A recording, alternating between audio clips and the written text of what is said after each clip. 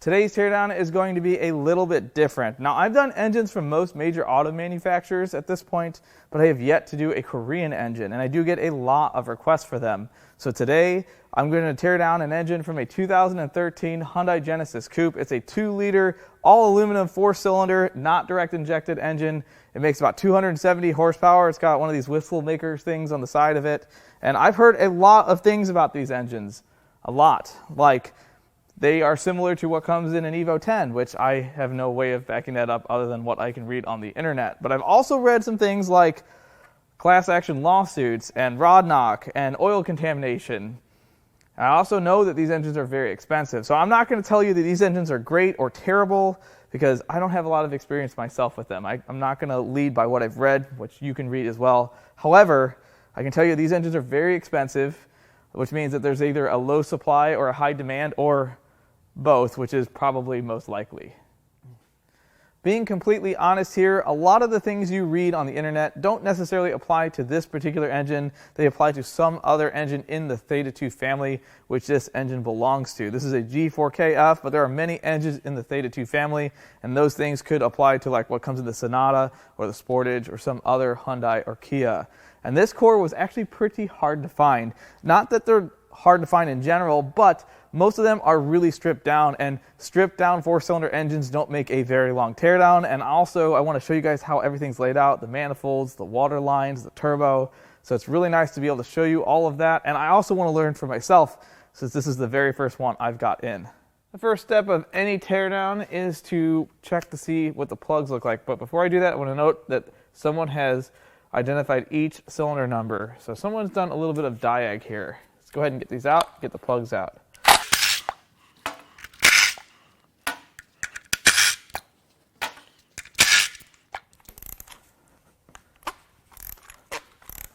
Ooh, that doesn't feel good.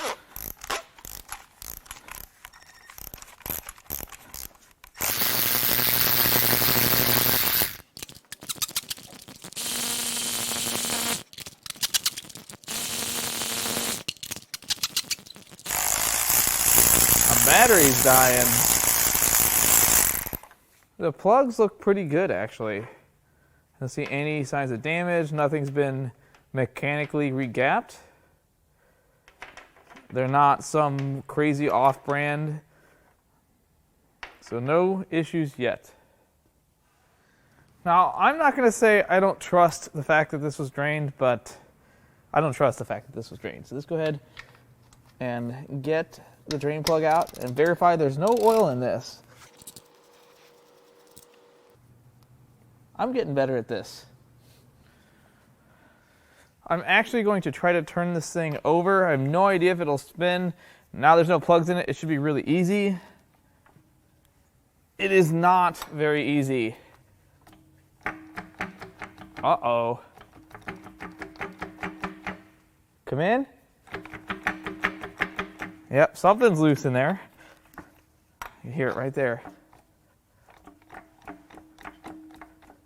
It's like a percussion outfit inside. And it's tight to turn over. So I think we're going to find some issues in here. I was kind of worried we wouldn't see anything wrong with it, but I am no longer worried. We're going to start by pulling the turbo.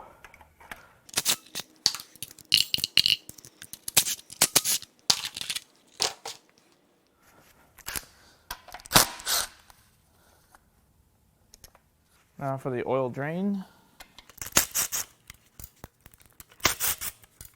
One of the coolant lines.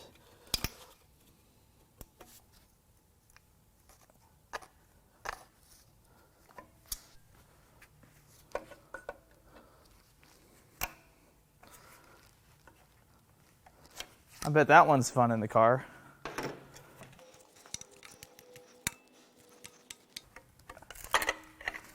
All right, I've got all the oil feed and return and both coolant lines off of it. Now we can unbolt the turbo and manifold, which is all one piece.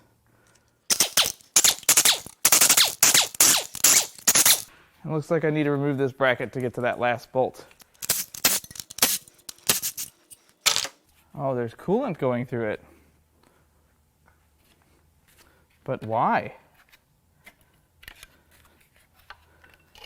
Why would coolant go through this bracket? Now there's 2 more bolts on the turbo support bracket and this whole thing should come off. It should come off. Should be. Oh, there's one more. Wait, nope, I got it. Let's check out this turbo. This is a pretty good sized turbo for the size engine and factory form. It has electronic wastegate, not a lot of play. Turbo spins nicely. No impeller damage, so that's nice. Yeah, I don't see any issues whatsoever. This looks like a nice turbo. I don't know if they're worth anything. Again, this is the first one I've done, so I don't really know the market on them yet. Looks like a twin scroll. Cool. Well, that looks like a sellable part. Just checking to see if I see any issues right off the bat, but everything looks okay in here. Before I get the intake manifold off, it looks like I need to pull the dipstick tube. My arch nemesis.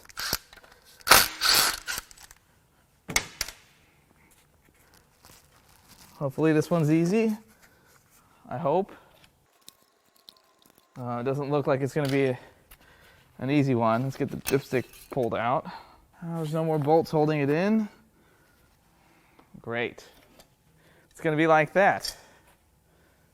All right, I've got Stanley here to help me. See if we can use a little couple taps.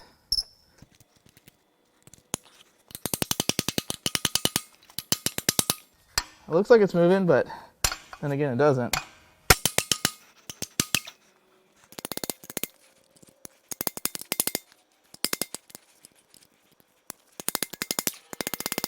That doesn't feel too good, to be honest with you.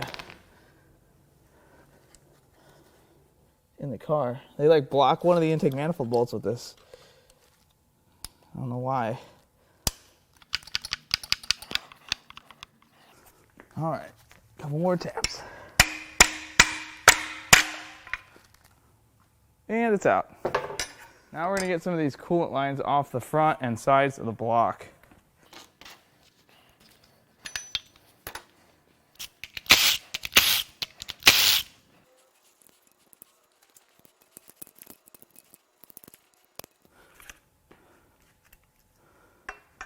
Looks like that will come off with the intake. All of that will.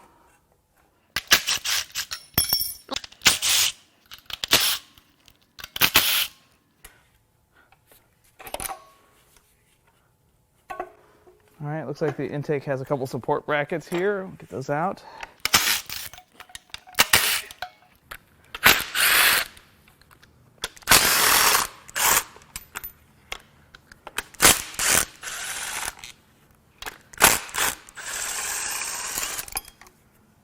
Looks like they want you to pull the throttle body to get the last intake manifold bolt, but we're not going to do that.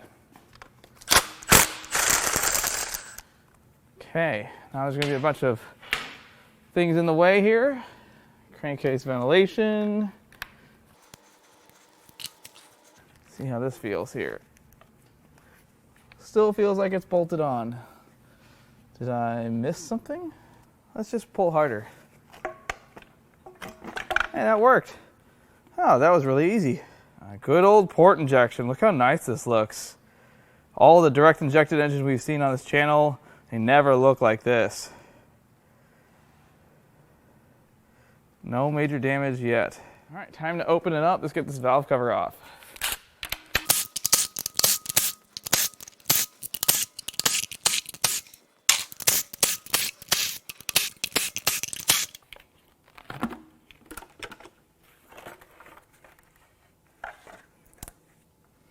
Oh, it looks really clean. I think this is one of the cleanest things we've seen on this channel. Boy, the valve cover gasket's more plastic than rubber. I'm sure that's kind of normal.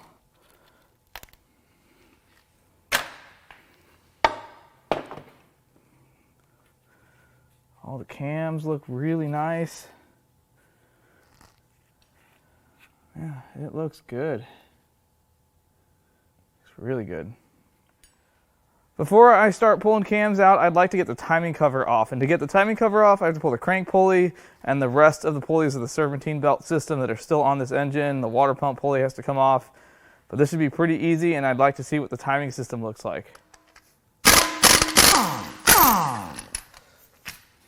So this engine has a keyed crank, which is nice. Oh, so easy.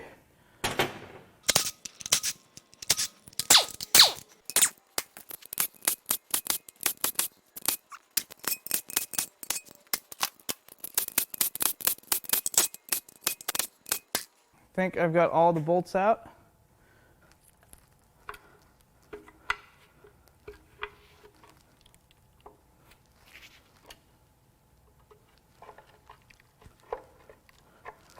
It really doesn't want to come off down there. It's got a dowel right there, and I think that's what's fighting me.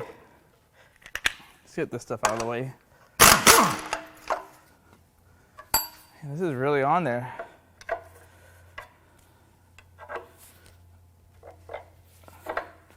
Am I sure I didn't miss anything? Yeah, it's stuck right there on those dowels. I'm gonna give that a little nudge and see what that does. Put some tension on both sides here.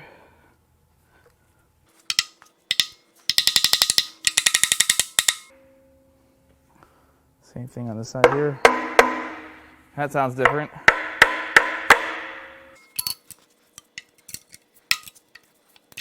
Yeah, this is definitely stuck in those dowels. This side's coming loose here. This side is very much not.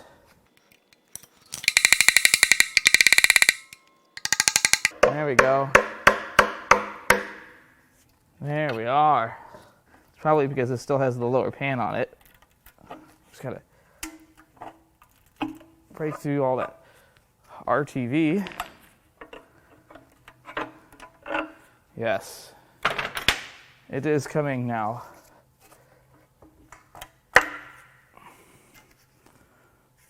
Look at that. It's clean. Oh. Uh-oh. Well, that's not supposed to look like that. Well, the inside of the pan has some unplanned sparkles. That's not right. It's like a sparkle paste. Oh, I think it's beautiful. The timing system actually looks really, really clean. Everything looks nice. All the plastic guides and rails. Everything's in great shape. Let's get all this out of here.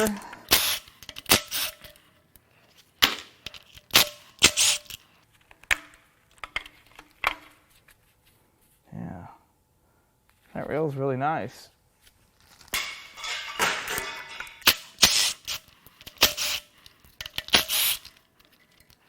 That one is also really nice. These look virtually brand new.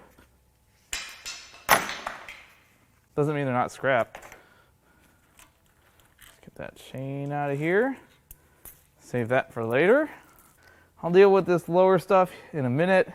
Now it's time to get the cams out of it and see what the cam journals look like.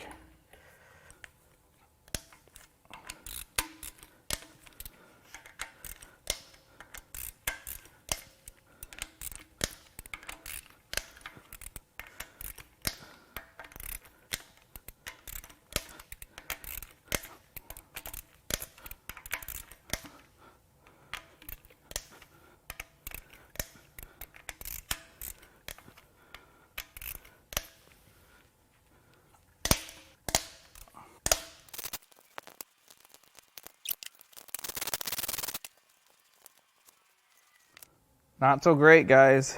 Not so great. Definite signs of oil starvation, running low on oil. It's pretty scored and grooved up. The main cap isn't bad, but these are definitely not perfect. And the cams themselves, they get worse as you get away from the timing chain. These journals are really rough to the touch. They're junk. It's a real shame. Imagine what a couple more quarts of oil would have done for this engine. Something to note on this head is that it has a replaceable bearing here. Just here, just this location. The rest of these are not replaceable. But they're a little torn up too, not as bad as the caps.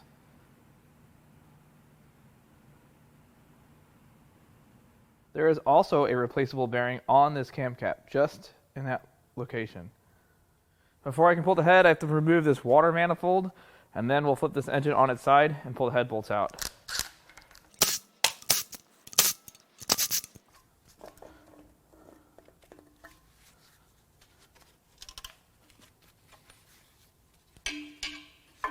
That's fine.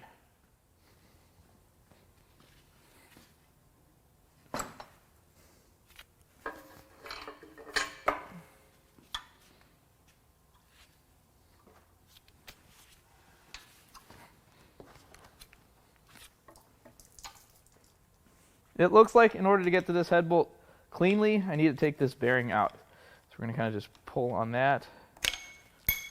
Yeah, I'll get that later. Let's go ahead and get these cracked loose.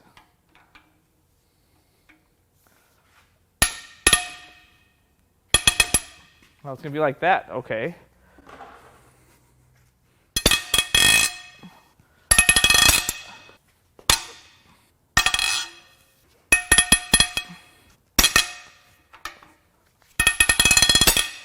Man.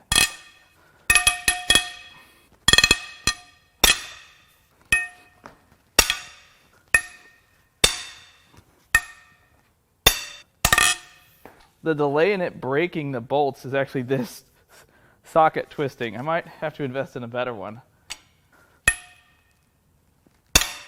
Watch the twist on this socket. This is the last head bolt.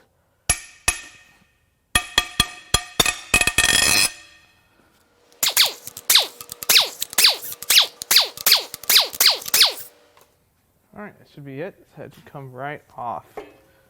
Should come right off. It came right off. Right off the bat, we can see cylinder 2 has a problem. It looks like the top of the piston has made contact with the cylinder head. The only way that's possible is either you've got one of those Bluetooth connecting rods, which I don't think is the case in this situation. It's kind of too old for that technology. Or there's no rod bearing or an absence of the proper thickness of rod bearing, and I think that's what we're going to find when we pull the bottom end apart. But one thing I also want to note is the amount of scratches and grooves in the cylinders on the side of the board. It's kind of hard to see. I'll get a better view of it later, but that's in every cylinder, and that just screams lack of lubrication. But the rest of the pistons look okay. It looks like it's just this cylinder here that has an issue.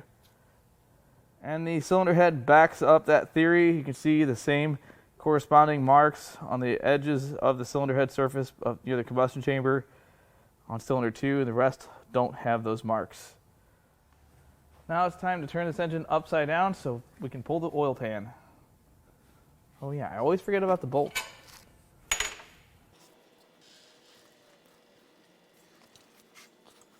Go ahead and get this lower oil pan off.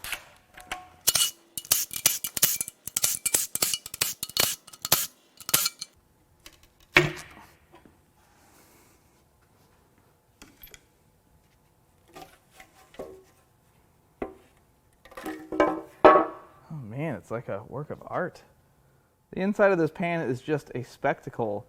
Looks like someone's been mining for gold, but they found bearings instead.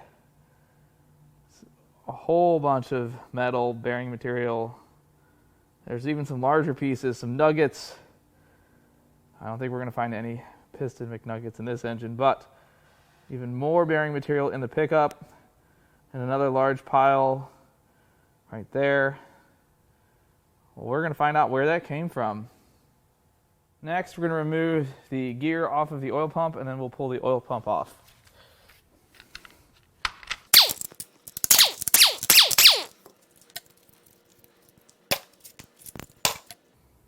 There's the oil pump. Save that for later. Next, we're going to remove the upper oil pan. It's got a few of these 12.12 millimeter bolts. We took some of them out when we got the oil pump off.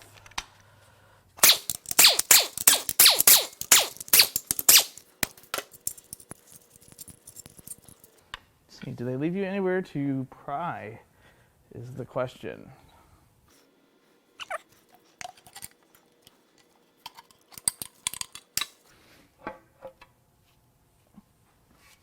All right, this looks pretty simple in here. Yeah, this is definitely a lot tighter to turn over than it's supposed to be.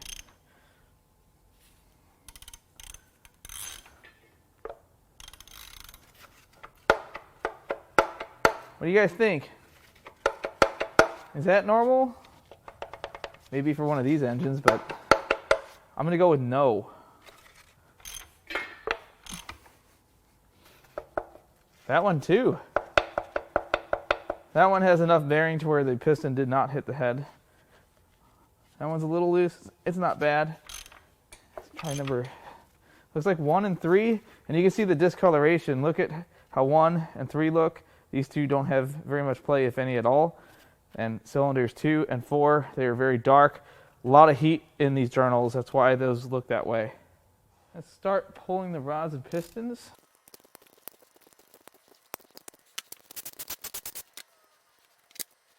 There's the journal for cylinder 1, and then we get to the journal for cylinder 2. Looks great, doesn't it? No bearing. Well, nope. I think that's, nope, that's a bearing. Look at that. There we go. Paper thin. Yeah, it's got some of that Reynolds bearing foil material on there. Cylinder 3 looks nice. 4, another spun. It's hard to focus on that, sorry guys. And there's 4. You can see it spun. I can almost get that off of there. I'll worry about that in a second. Let's get these rods and pistons out.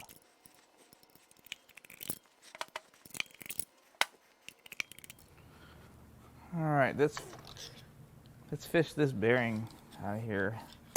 Oh, that didn't take very much work. Here's cylinder 4's bearings. So you can see they are wiped out. Look at that lip on them, a different shape. You can see the rod is discolored from the heat. And this is cylinder 3. This was not, okay, these are bad. Yeah, these are bad. They're less bad. And that's what's left of cylinder 2. It's like paper thin. It's got holes in it, actually. I'm surprised it didn't come all the way apart. And you can see that rod's very dark from the amount of heat. And this is probably the best pair of bearings, cylinder 1. They're still bad. It's all bad. Let's take a look at these pistons. They all look about what you'd expect. I don't see any broken ringlands or any issues there. There's the piston that made contact with the cylinder head. I will like to note the tiny oil rings these things have. Those are tiny compared to some of the other engines I've torn down. There's cylinder 1. As you can see, the coating is worn off the skirts on the side, pretty much on every cylinder. There's only one thing left to do, and that is to pull the crank.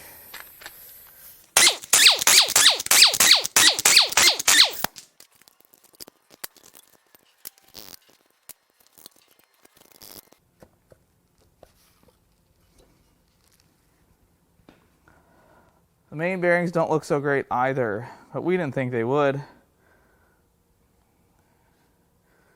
There's a thrust bearing. No major wear on the thrust bearing, but yeah, the main bearings are pretty trashed.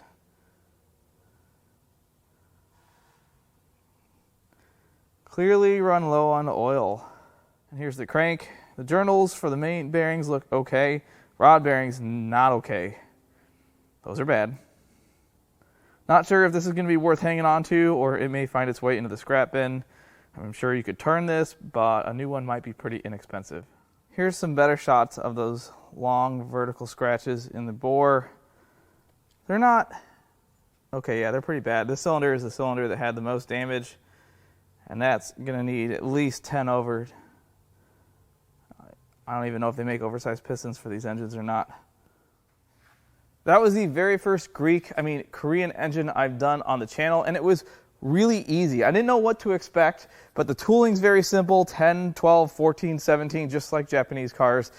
Some of it is 12-point, and then the triple square head bolts, not a big deal. These are very easy engines to work on, at least on the stand they are. I'm not quite sure how hard they are in the car. As far as what happened to this engine, well, the answer is clear. No one checked the oil. They ran it low on oil, and, well, it tore up some bearings, and I'm sure it sounded just wonderful, even if it would crank fast enough to run. A lot of times when there's that much resistance, they won't stay running. They just stall as soon as they get down to idle.